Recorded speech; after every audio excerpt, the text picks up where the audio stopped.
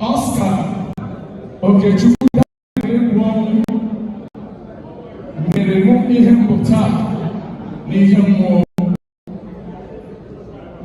Oscar is 7 months old. I am friends for past 28 years ago. My son, Bobo Mama Badelia, did 28 years and 8 months. The pregnancy of my wife, Oscar Jiboro Mama, as a neighbor. And from there we became friends. Manu do to you Choriku Banene, Mokorobia. His political life, social life. And I want to say about his children. Also, we have to pray. Also, we saw every day 7 hours, 5 hours, 6 hours. Mbane Gosi. Documentary ya ụfọdụ na-ebe afụrụ na video ụfọdụ sị Pastor Israel Kwalangi mgbe anyị nọ na mountain. Oscar taught me how to go to mountain. Oscar affected my life positively. Ihe ọbụla mmụta n'ihe mmụọ Oscar mere ka m mara ihe mmụọ. Oscar mere ka m mara na ọ bụ naanị site n'ekpere na ebumọnụ ka mmadụ ga-eji nweta ihe ọbụla ọ na-achọ. Sit down. Naturally, I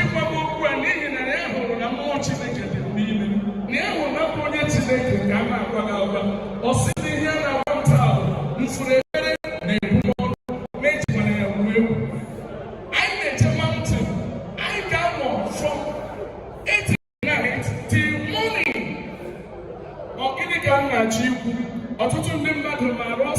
No did it teach. I'm a problem for past 28 years by spiritual life.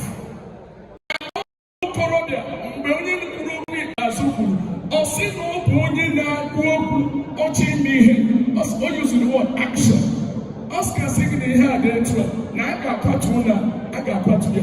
Manamo, mananoa. Oscar with both spirits. I don't fear human beings. Spirit. Oscar Merim, but I respect, I honor people. Okay, come now, Chiku. MSU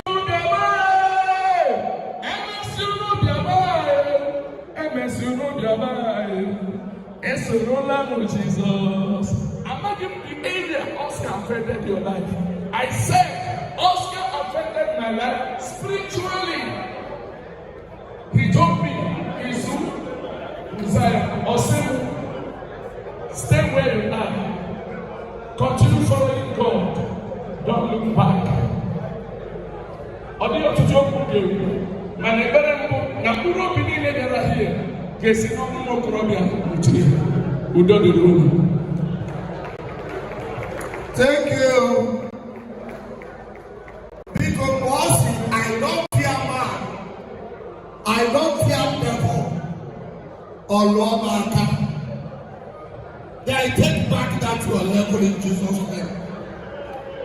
No, trouble. I don't fear man. I don't fear. I tell you what, you devil. No, we will stop there. And I never want to present Koran group again. Or put a company again. Now.